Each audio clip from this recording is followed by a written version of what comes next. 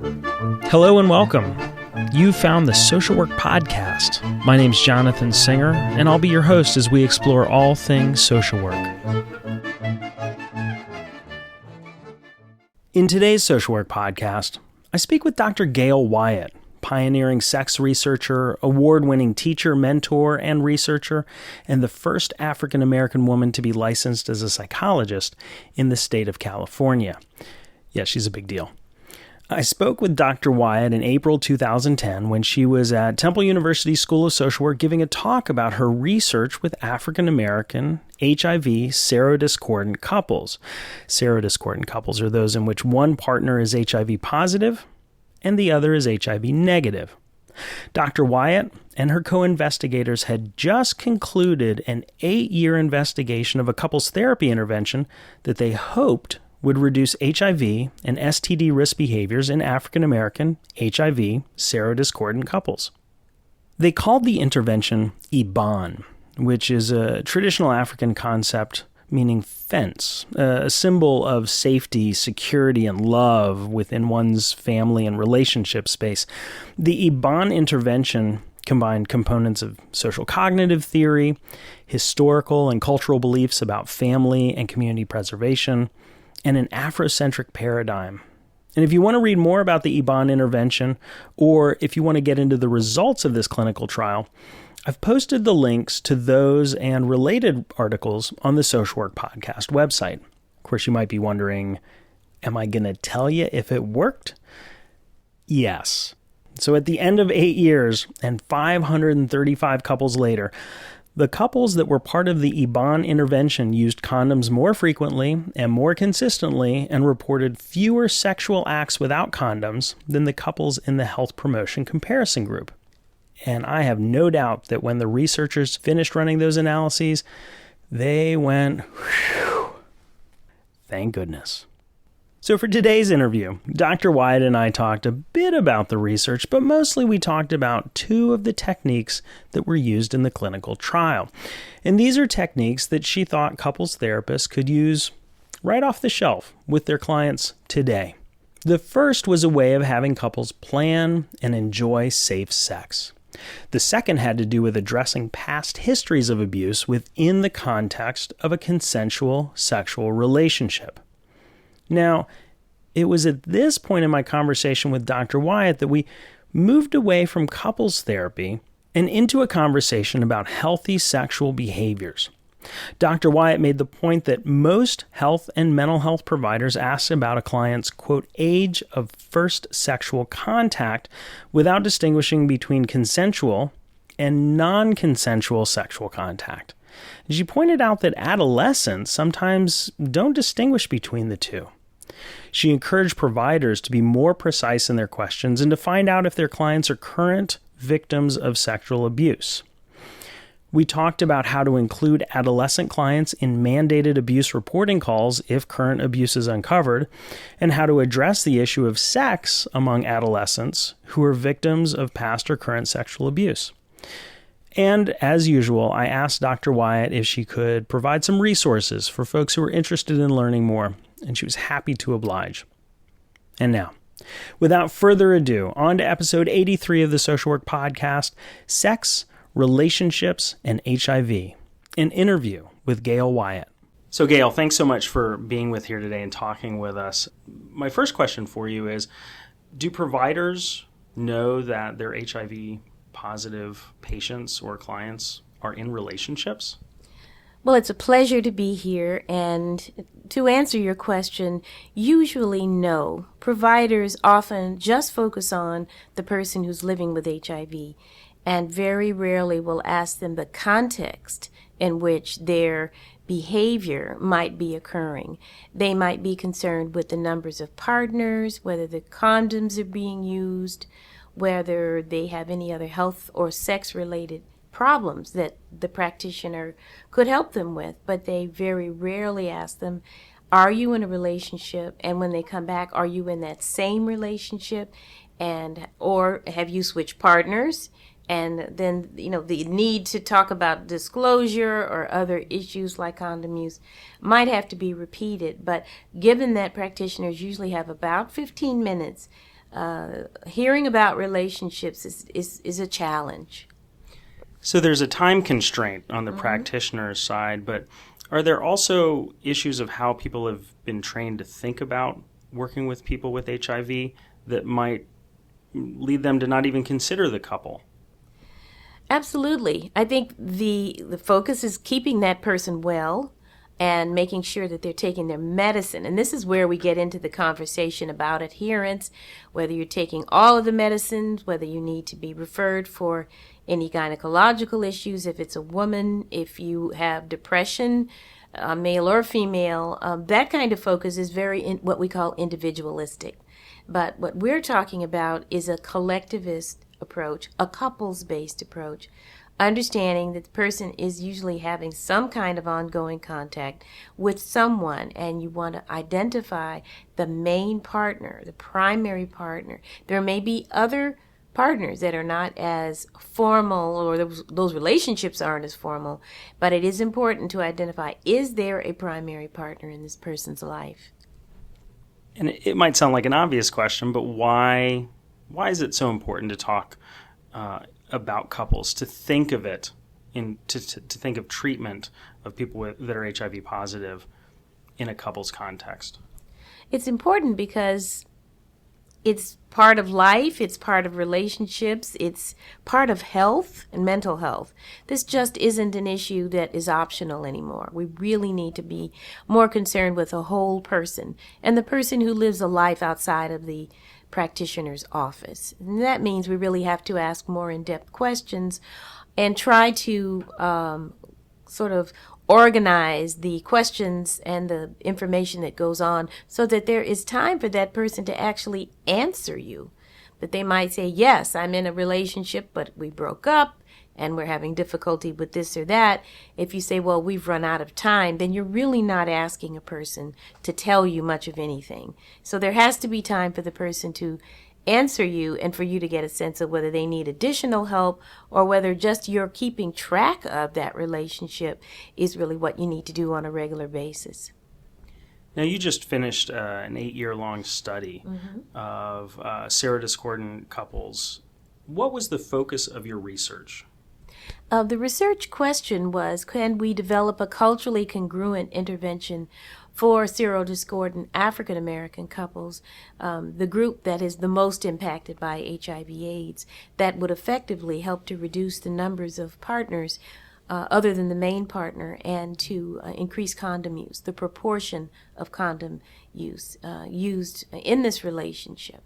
And we developed an intervention with 2 conditions, one where we called it the risk reduction arm, and the other was the health promotion arm, which met for an equal number of sessions, but focused really on the health of HIV-positive people, diet, and exercise in order to help them to just stay healthy. So couples who agreed to be in the study knew that they could, by chance, be assigned to one or the other groups.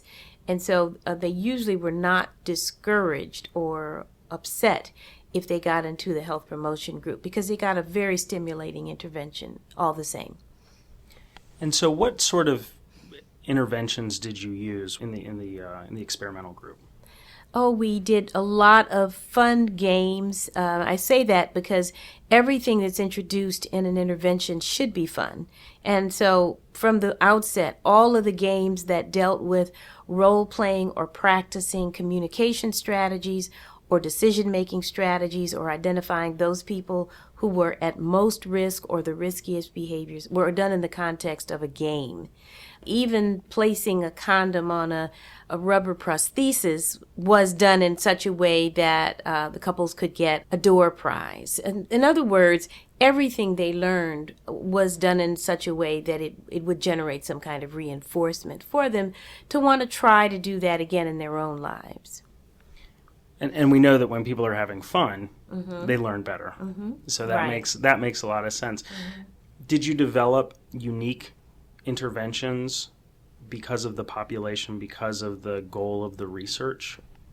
We did. We developed interventions that were couple or relationship based that required individuals to talk to each other either in couples-only sessions or in a group session where there might have been 4 or 5 other couples all together, which we call the village, which gave individuals an opportunity to sort of review the material that they may have learned in the couples-only sessions, and then hear what other couples who were also serodiscordant thought about those particular strategies. So there was a lot of buy-in by the individual couples and then by the village or the groups of couples for essentially practicing these strategies that would reduce the chances of transmission of STDs or HIV, but doing it in such a way that they actually would enjoy the learning.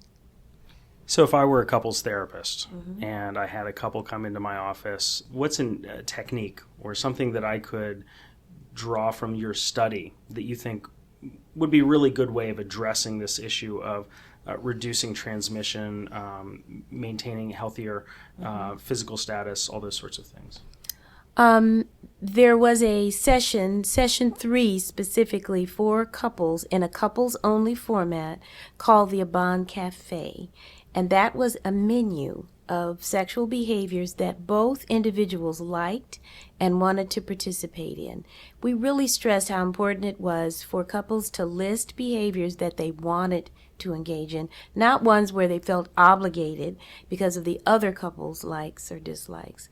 So in this list that we put together for both individuals, when they had time to be together, which could be dating, because we did reinforce the couples going out doing something fun each week, they could choose something to do sexually from the Abon menu, and in that way ensure that both individuals endorsed that behavior, and they also thought it would be something fun to do for the other person. So it was sort of a win-win situation, and that really was very successful. Couples didn't have an idea that they could think about sex, plan it in such a way that they would enjoy it, and really know that anything that was going to happen was going to be something they both wanted. I could see that being particularly important when planning around condom use and safe sex practices would be something you'd want to emphasize, to have planful yet enjoyable sex. Right. Were there other techniques? You mentioned role plays, other sorts of things that you think couples therapists could learn from today that they could put into practice tomorrow? I think recognizing that histories of abuse could occur in both men and women, and that we had a very truncated piece of the intervention that dealt with how to talk about these experiences with the other person. Many women had experiences that they had never told anyone, and certainly not a partner. And so the first part of that strategy was to name it, to say what happened.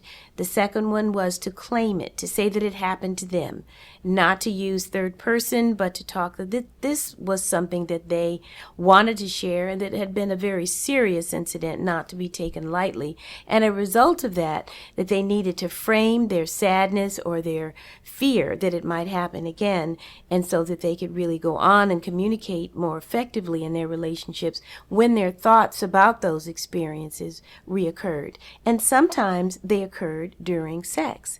So it was important for a person to know how to talk about the fact, well, I've started thinking about this or that, and I'd like to stop, and I'd like to just talk to you about it.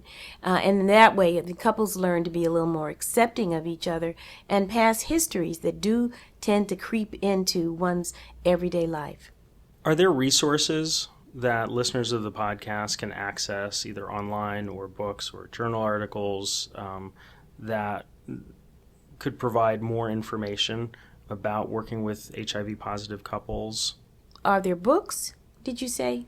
The reason why I specifically mentioned books is that sometimes because of space limitations, journal articles don't give case studies and the kind of things that books can do to actually provide a sort of training on working. I would say the special issue that we have in the Journal of AIDS would be not a book, but a journal that is specifically dedicated to the whole process of how the intervention was developed, from the conceptual organization to how each of the curricula was developed for the risk reduction versus the health promotion condition, to the ACASI, the audio computer assisted interview system that we used to collect the data, which minimized the discomfort of individuals in revealing some of their risky behavior with that partner or perhaps with someone else. Because they were revealing it to a recording device rather than a person sitting in front of them.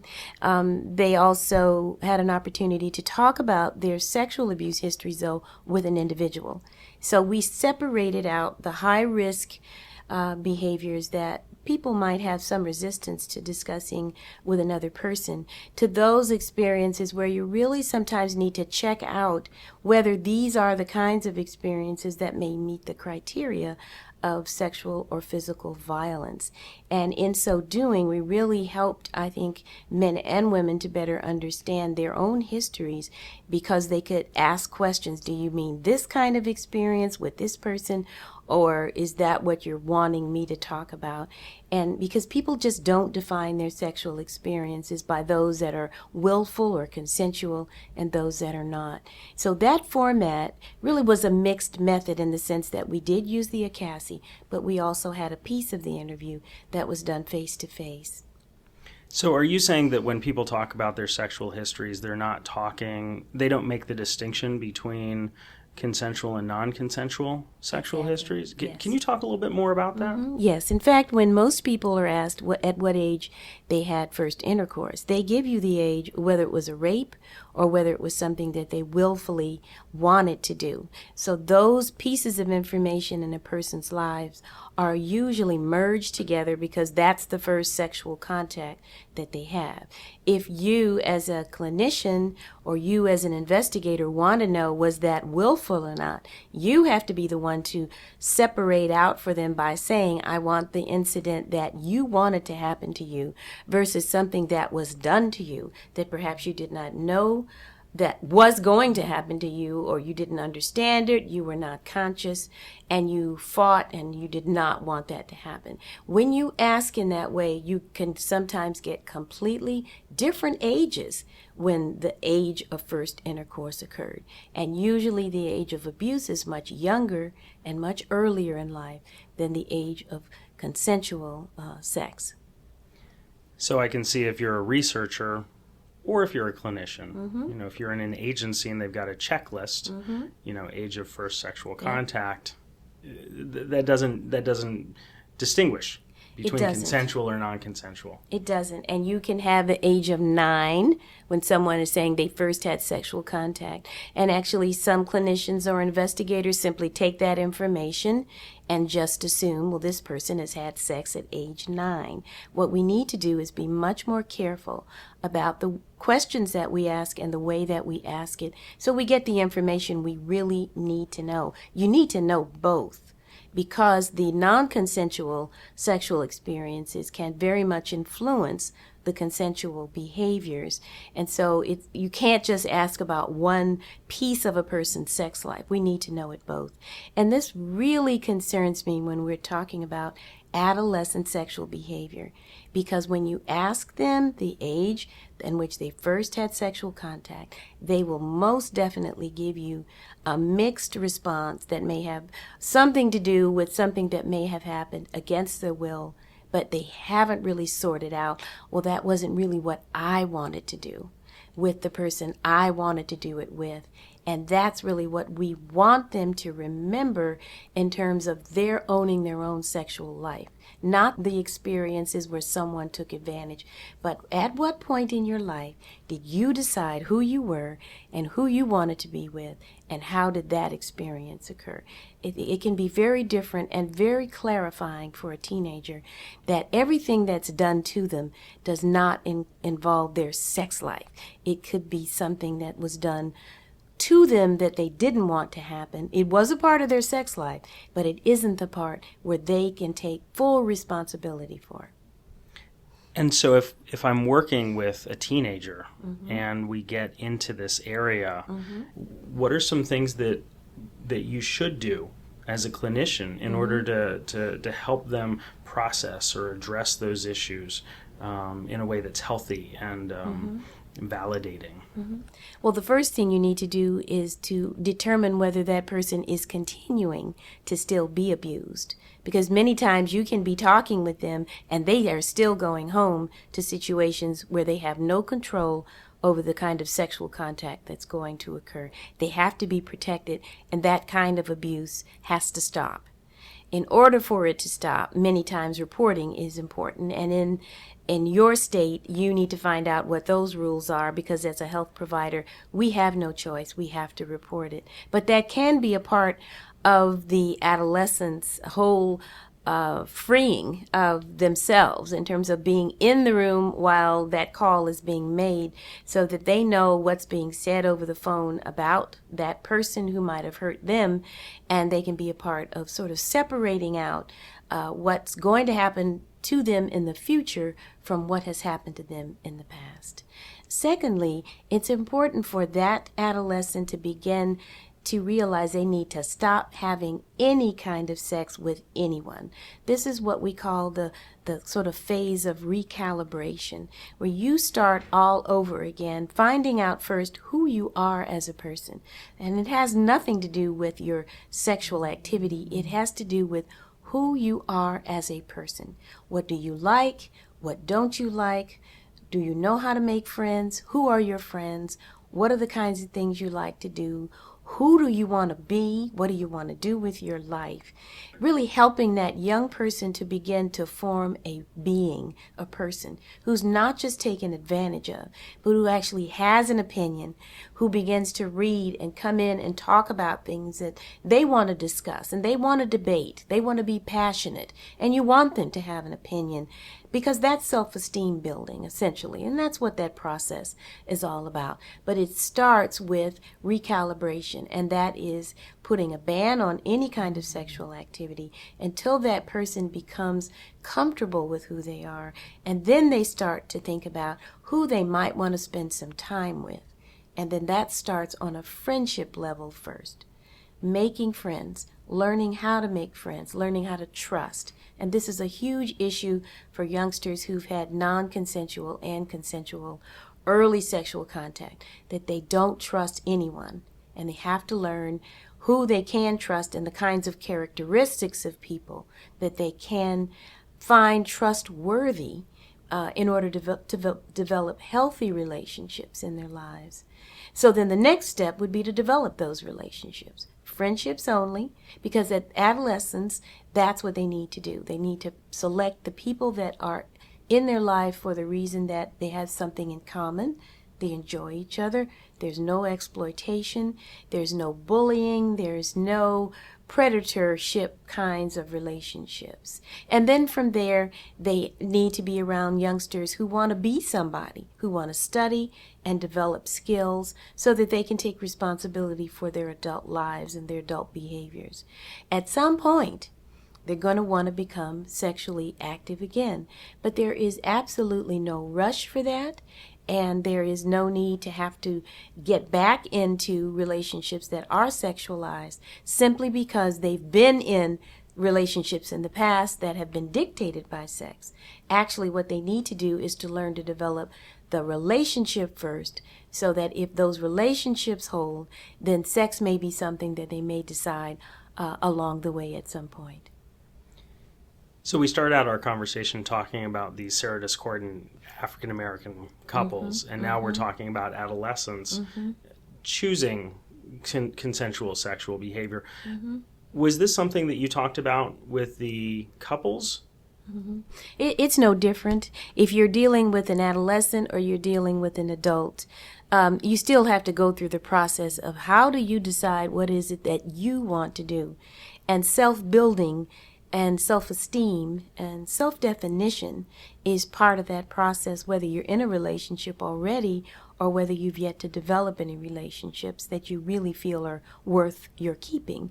So it's no different. It's just that we in adolescents, I think, tend to see them as little adults, and that they are, because they have such mature bodies, particularly today, we see them as kids who can make decisions, but we know that the amygdala in the brain is not fully developed, and they cannot make decisions on their own that are really long-lasting. They tend to respond to very exciting stimuli. They respond very quickly without thought, and you see that in teens all the time. They'll resonate to music that's exciting, television, movies, all kinds of media, because that's where their brains are at this time.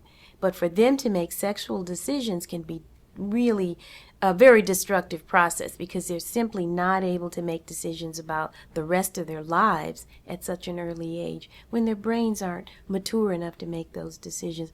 Neither are their emotions, even though their bodies are. But even as an adult, I would not short-circuit that process. Couples need to take time to get to know each other. Even if they have children, even if they've spent time together, they need to slow down and get to know each other as friends that they can trust and that they respect, and they have something to build on. Sex will be even better for them when they develop that basic relationship rather than the other way around, where all they really have to keep them together is sex.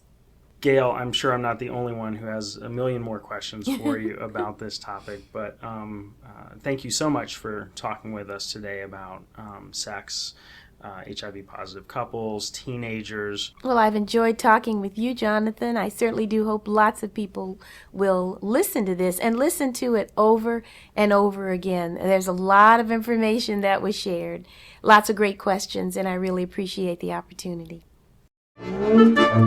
I'm Jonathan Singer, and thanks for being with me today for another episode of the Social Work Podcast. If you missed an episode or have suggestions for future episodes, please visit socialworkpodcast.com. If you'd like to support the podcast, please visit our online store at cafepress.com/swpodcast. To all the social workers out there, keep up the good work. We'll see you next time at the Social Work Podcast.